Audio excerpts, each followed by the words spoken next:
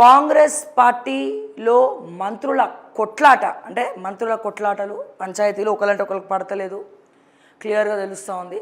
So అదొక పక్క నడుస్తుంది. కానీ తెలంగాణ ప్రజల ఆకాంక్షలు కానీ సంక్షేమాలు కానీ ఎప్పటిలాగే మురికి కాలువల పడేసిరి రాజకీయ నాయకులు, అధికార పార్టీ.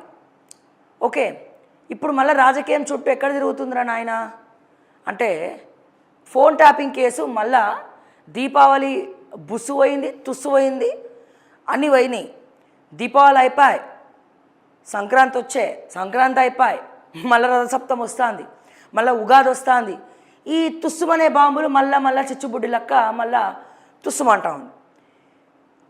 ఇవాళ ఏంది, హరీష్ రావు అరెస్ట్ అవుతాడా? హరీష్ రావు అరెస్ట్. ఎక్కడ ఏ ఛానల్ చూసినా అదే. కోర్స్ ఇక మనం కూడా అదే చెప్పుకోవాలి కదా, కానీ దాన్ని కొంచెం ఇంకోలాగా మనం చెప్తాం. ఇప్పుడు ఒక రకంగా చూడాలంటే ఈ ఫోన్ ట్యాపింగ్ వ్యవహారంలో కీలకంగా ఫస్ట్ నుంచి వినిపించే పేర్లు ఏంటండి?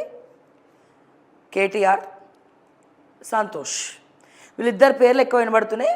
ఇక థర్డ్ ప్లేస్లో హరీష్ రావు పేరు వినబడుతుంది. అంటే కేటీఆర్ తర్వాత సంతోష్ తర్వాత హరీష్ రావు పేరు వినబడుతుంది. సో ఇప్పుడు నోటీసులు పోతే ఎవరి దగ్గరికి పోవాలి? నోటీసులు కేటీఆర్ దగ్గరికి పోవాలి లేదా సంతోష్ దగ్గరికి పోవాలి.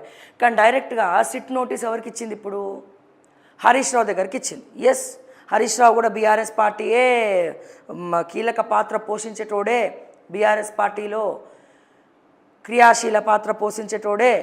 కానీ ఏకి బీకి పంపకుండా డైరెక్ట్ సికి ఎందుకు పంపినరు అనేది కొంతమంది మా సీనియర్ జర్నలిస్టులో లేకపోతే కొంతమంది విశ్లేషకులని కొద్దిగా అట్లా ఒక టచ్ చేసి చూస్తే, గత కొంతకాలంగా కల్వకుంట్ల కవిత గారు బీఆర్ఎస్ పార్టీ నుంచి బయటికి వచ్చి ఫస్ట్ సంతోష్ అన్నది, తర్వాత హరీష్ రావు అన్నది. అంటే ఫస్ట్ సంతోష్, తర్వాత హరీష్ రావు.